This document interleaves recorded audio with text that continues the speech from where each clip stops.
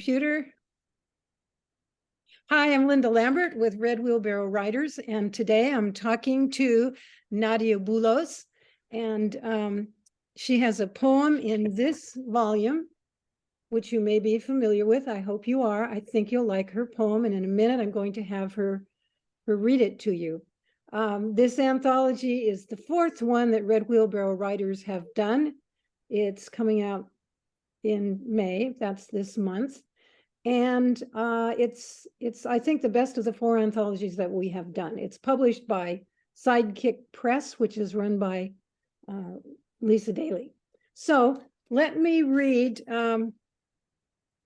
Nadia's biography from the contributors page, so you'll have an idea of who she is. Born and raised in Beirut, Lebanon, Nadia Boulos immigrated to Bellingham, Washington in 2001, where she now resides with her husband and two children. She graduated from Western Washington University with a bachelor's degree in business marketing, and she is currently a freelance web designer. Name of her company is Reset Web Design, social media manager for a publishing company, LSR Press. You can correct me if that's mispronounced. That's correct. And web manager for the Whatcom Community College Foundation until recently. Her poetry and short stories reflect her traumatizing experience as a child of war. She enjoys yoga, hiking, playing music, traveling, and spending time with family.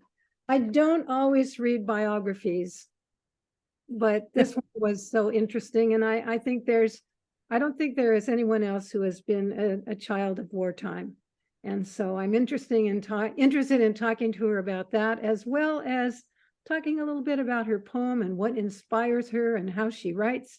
So we will begin with Nadia reading her poem, which, in case you happen to have this book, and if you don't, although this is not a sales pitch, you might want to get it from Village Books. It's on, let's see, what is the page? It's on paginated there, page 16. Of this book. So go ahead, Nadia. Okay. Beach. Glistening sand dunes under my feet, stretching for miles. Footprints stamped, disturbing particles, tracing shallow paths. Waves rolling with a soft cadence, patient, unrushed, begging for a listen. Slow down, they say. Slow down. Tears touch lips. My soul craves a reunion as the Salton Sea craves a splash. My tears, a perpetuation of ocean, not yet of earth.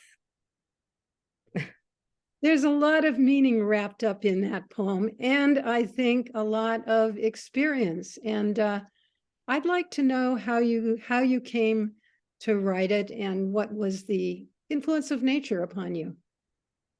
Well, I was one of my favorite places here in the Northwest is Cannon Beach. So I was on a trip down to Cannon Beach, and I make this trip annually now because it puts me back together, kind of thing. And so I was on the beach and I was just watching. I don't know if you've been there, but it's this beautiful, many times. It's a wonderful place. Miles and miles of sand and this beautiful rock and the water and everything. And I just felt really inspired because I was walking down the beach to get to the rock, and I could see all these footprints on the sand of little kids and adults, and then the dogs and the cats and all the different, people that have been on the sand. And that was my inspiration for this poem. It really triggered you, didn't it? 100%. And I always like to go for the deeper meaning, obviously.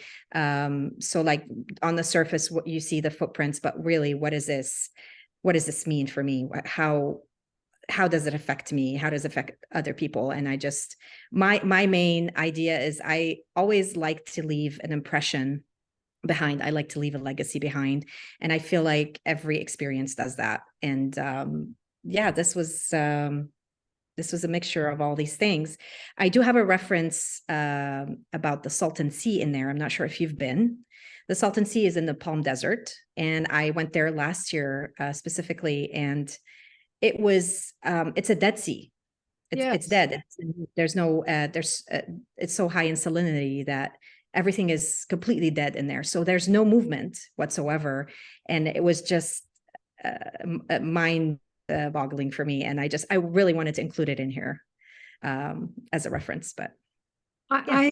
I am originally from California, but I have Okay. never been to the Salton Sea. I recognized it and I was curious to why it was in there. So I'm glad that you answered that question. Yes. Where do you think the heart of this poem is? I kind of felt it was in the last two lines. Not that every poem has to have a heart, but what resonates the most with you? I know you have to talk about your own poetry, but anyway. For me, in this poem, and if you see, you can see it's the theme of water, and I feel like so there's the water, the ocean, there's the Salton Sea with the water that doesn't move, and it creates that splash. And then there's my tears, because at one point I did start crying when I was on that beach, and I felt like my tears are salty and they remind me of the ocean water, and I feel more connected to the water than to dirt, for example, than soil. A lot of people are connected to the earth. I feel more connection to the water, and so. Oh, I'm so glad you reflected that explanation. How does that tally with your experience as a child of war in Lebanon? How do the images relate, or your desire for water relate to that in any way? I think it doesn't relate to the war time in specific, but maybe to my time in Lebanon. And we always lived next to the water. And I always loved waking up in the morning and seeing the water outside my window. And I felt that connection to the water. We used to spend our summers swimming. I mean, because it's a really great weather there. And so I'm very much, it just relates to my childhood as a whole, Mm-hmm. the water. What other, I think you said that nature themes really resonate with you. Do you have other poems that focus on nature? Yeah, I do. I mean, as you mentioned in my biography, I love to hike. So I write a lot about trees and forests, and but I always bring it back. I start with the nature, and then I bring it back inwards to a personal experience, or to talk about a person or an experience or something relating to that, a feeling.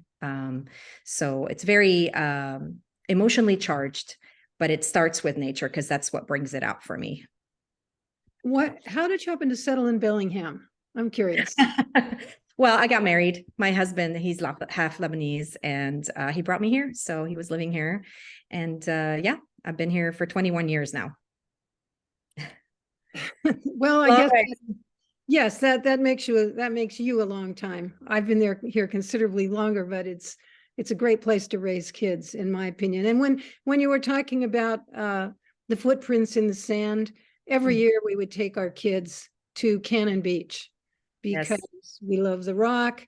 And in those years, it was not quite so expensive, and we just loved walking the beach. Yeah. And my kids are the same. They love the water, especially my daughter. And there's this thing about the pitter patter of little feet that sticks with me, raising little children. And right now my daughter's a teenager, so I don't get any of that anymore, but it stands out to me. And I actually incorporate that in a lot of my poems, the feet and the footprints and that little sound that they make. And it kind of sticks with me as a mom. And so you have two children? Yes, I do. Yeah. Annabelle's 11, she's 13, and Andrew is 11. Ah, a nice duo, one of each. That's Yeah, great. exactly. I don't want to turn this subject. Well, I want to turn it a little bit to your reflections as a child of war. What you're focusing on and how that has resonated with you in your life. As it relates to this poem or to my writing in general? To your writing in general. So and I'm pretty sure other people that have lived the war, at some point they get to their adult life and you want to process everything that's happened to you.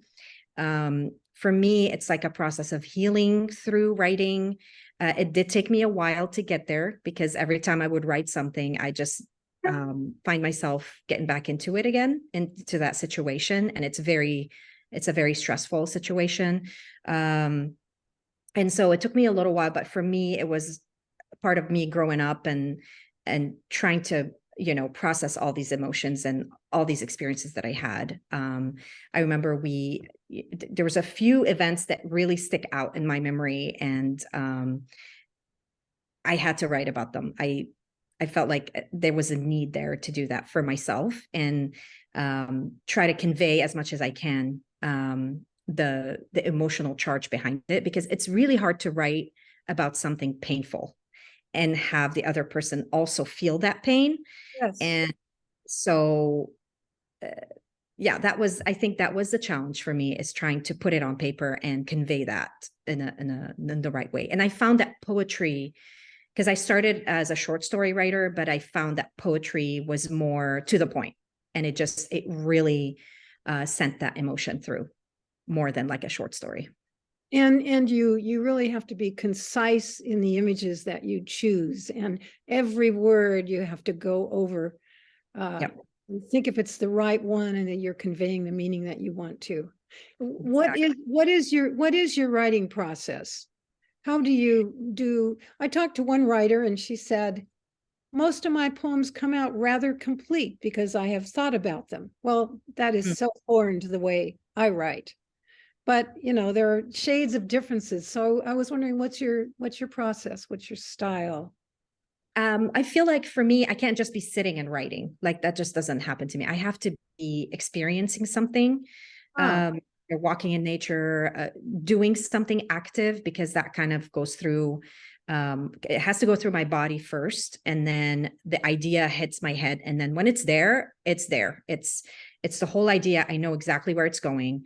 Of course, there's fine tuning after, right? Like I just jotted down because I'm like, okay, this is exactly what I wanted to write about, but the fine tuning comes after. And I feel like that takes a lot longer and a lot more patience, and really trying to simmer through those words and really sift through those words and make sure I'm picking the right one. Just like you said, like it has to be the right word. And I feel like that process takes the longer time for me, but that's just how it is. But the main feeling, it has to be an emotionally charged feeling, and it comes out, and it's words, and I jotted down, and it's right there. It's the whole poem is right there. So this poem I rewrote uh, around three times. mhm. The original version of it is very similar to this one. It's just there was some different word choices that I made and some stuff that I took out because it was just too much, too many words in there. So uh, yeah, that's my writing When strategy. when you got to the part of your poem where it says, slow down, they say, slow down, that must have been experientially a very interesting experience, because you weren't thinking, I don't think you were thinking about slowing down. Nope. It It's funny because I was walking and I was, I had this really good pace going, but then the water just hit me. It was so slow. It was moving really slowly, and it was, coming and going. The waves were really just quiet and silent and just beautiful. And it, it kind of inspired me to, I was like, oh, okay, that's what they're telling me. That's the story. So, I liked the phrase soft cadence. Mhm. That's just, that made me be beautifully reflective of waves that I have seen, because often, particularly in the California coast, you see crashing waves, and Right. it's different down near Cannon Beach. I mean, and they have crashing waves too, which can be destructive, but Yeah. that also slowed down the poem. Yes. Good way, made you more meditative. And that was also a reference to, because I do have a musical background. I did say I play piano, flute, I sing, all that sort of stuff. So it has that musicality to it. So cadence is like a specific rhythm that's like a slower, and so it kind of referred to that musicality of it too. Just, yeah. Well, I was talking to Marie Eaton yesterday, who's also a poet and a lyricist, and she was talking about the relationship between writing music lyrics and writing poetry, that it's different, but in some ways it's the same. You have to tie it to the rhythm of the song you're doing. Yes. I feel like for me, it's hard for me to write songs. It's a lot easier to write poetry, but I used my background in music in general. So just classical music and the music theory and all these things to make the poem sound like a song, if that makes sense. So it's not a song lyric. It's more musical in its rhythm and all the different things that go into it.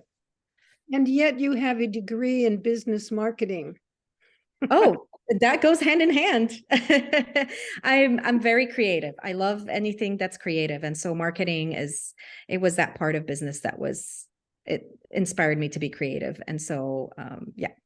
Do you have design background as well? And I'm looking at that picture behind you and wondering what's the origin of that. Oh, that picture. Yeah. That was actually my sister drew it. My sister, who is a graphic designer, she did that one for me. She painted that one. Good eye. You have a good eye. I am not a designer, but I have had to become one, kind of like to just make things work, because in web design, you have to kind of know about colors and shapes and typography and all that sort of stuff. Yeah. So it goes with the territory. When I was working at the community college, I wanted to learn a little more about that. So I took Introduction to Graphics, and that was a great course. It's nothing I've pursued professionally, but it gave me a good eye and a sense. A good baseline for like a general rules of design kind of thing. Yeah. What programs do you use? Just curious. For the design? Yeah, I was thinking about Canva or Canva is super easy. Yeah, I use that mainly. I use BeFunky. It's also another program. And then within web design, within the platform of the website, there's a lot of design elements that I can use there too. So you probably have a website. Of course I do. Well, I need to look it up. Tell me what the address is. Resetwebdesign.com. Say it again. Resetwebdesign.com. It's the name of my company. Yeah. Yeah, I did read that somewhere. Is that in your bio? I saw it somewhere. Reset Web Design is in my bio. Yes. Yeah, in fact, I even read it. Oh, brother. Short memory span. No worries. So how's it going with generating business? It's going well. I mean, I know a lot of people in town. It's mainly word of mouth. I haven't had to really make, pay for ads or anything. So I'm very thankful. I work with local clients. I work with small businesses. And so, yeah, because I want to be helpful, because I know it's not as much hard as it is time consuming. So, and then at the same time, I get to be creative. I get to do new projects, and there's writing in there. There's picking out the different design elements. So it's always exciting for me to do that. How did you find out about Red Wheelbarrow or about this particular publication and decide to submit to it? I already submitted. I have a poem published in the pandemic anthology. Oh, yeah. Stones. Yeah. Yeah, and that's more. That actually talks more about my history in Lebanon and the whole war theme. And so when I saw that, I think I saw it as an email or something. I think I'm on the email list. And so I saw that there was a new anthology, and I was like, okay, I went through all my other poems and I picked this one to submit. Yes, because it had the theme, it incorporates the theme of uplift really nicely in a sort of backdoor way. It just has that feel. You don't need to use the word uplift. Right. I'm going to pull that poetry book from my shelf. I have a poem in there too. And I wish I'd known that or remembered it, but now I'll look forward to reading it. Awesome. Thank you so much. What are your plans? Are you going to publish chapbooks yourselves or have them be digital, or what are you thinking about? Well, I do work for a publishing company in Redlands, California, and LSR Press, and that would be my publisher pretty much, because I work for them right now. I'm a social media manager there, and they release a lot of indie type books, and so Oh, would good. fit that category. Yeah, yeah. How many poems will you need to have for them to take a look at it? I think for chapbooks, it has to be 30, if I'm not mistaken. 30 poems will constitute a chapbook. So You probably know about AWP conferences, do you? Association of Writing Programs. It's no, a, I don't. it's Yeah. a huge writing conference, like 9 to 12,000 people go. And Okay. it's all over the country. And this year it was in Seattle, and there are like 600 exhibitors there. So it's a good place to have a booth. It's a good place to find out who's publishing what. There are probably 20 possibilities every hour of presentations that you can go to. Oh, wonderful. Anyway, Okay. it's really good. There was one in LA. I've been to several of them, one in Portland. Next year it's in Kansas City. But anyway, Okay. that's Good to know. you get good exposure to small presses and university presses, and not the big guys so much, but there are a lot of fun writers and exchanges there and side events. Anyway, I just thought I'd mention that. Great side note for sure. I wrote it down. Wonderful. Yeah, I'll check it out next year for sure. And there's also the Chuckanut Writers conferences that they have Yes. summer, and yeah, those are wonderful too. Any writing retreat, I feel like if I can sign up for writing retreats, that would be my go-to to get stuff out, because I'm busy. I have 2 small children, and Oh, it's a yeah. life. So Yes, when I had children at home, it was very difficult to get anything done beyond writing grocery lists and so forth. yeah, exactly. I always wrote, but it wasn't easy to do that. Chuckanut Writers Conference actually started at the community college. Oh yeah, I think so. I think I knew that. Yeah. And now Village Books and some others are taking it over. I don't know if they're going to have it ready for this next summer or not. Yeah, I don't know. I thought I saw something about it, but I know they're working on it. yeah. So there's good literary support here. I'm glad you landed in Bellingham. You're going to Yes. enrich our culture, and as you already are, and I hope I get to see more of your work. Oh, thank you. I have to also credit, I took a couple classes at Whatcom Community College, like the community classes. Jeremy Voigt, do you know him? Yes, Do you I know? do. Yes, he's a great Yes. poet, great writer, and great teacher. So I took a few classes with him, and those were really beneficial to kind of hone in on my skill a little bit, and find out exactly where I need to be, what my niche is. So I have to give him credit for that. So Yeah, he's a good speaker, and I've never taken a class from him, but I like his work. And yes. yeah, Yeah. we have some good resources around here, and I'm really enjoying talking with you. Me too. Me as well. I will look forward to seeing you. Maybe sometime you can steal away and come to Red Wheelbarrow Writers. We're meeting the first Saturday of the month. I'm sure you get notifications, but Yes, I do. Yeah. And I used to go pre-COVID, obviously. I used to go here and there to some meetings, but life gets busy, and then COVID hit, and that was it. I know. I was always a regular for years, but then right before COVID, I got busy in other things, and so I missed quite a few meetings. But I'm trying to Yeah. get to it now. And Yes. well, I'm I'll- going to look forward to future writing. So put me on your list, Yes, I will. Thank you so much. and perhaps I'll see you at a meeting sometime. And good luck with all the writing. Is there anything else you'd like to say to other writers? No, I'm actually really looking forward to reading the anthology and seeing what everybody else had put out there, and just excited to be working on my chapbook. And yeah, I mean, that's about it. That's good. Yeah. We'll finish with a smile at each other for this enjoyable time. So thanks a lot. Thank you so much. You bet. Thank you.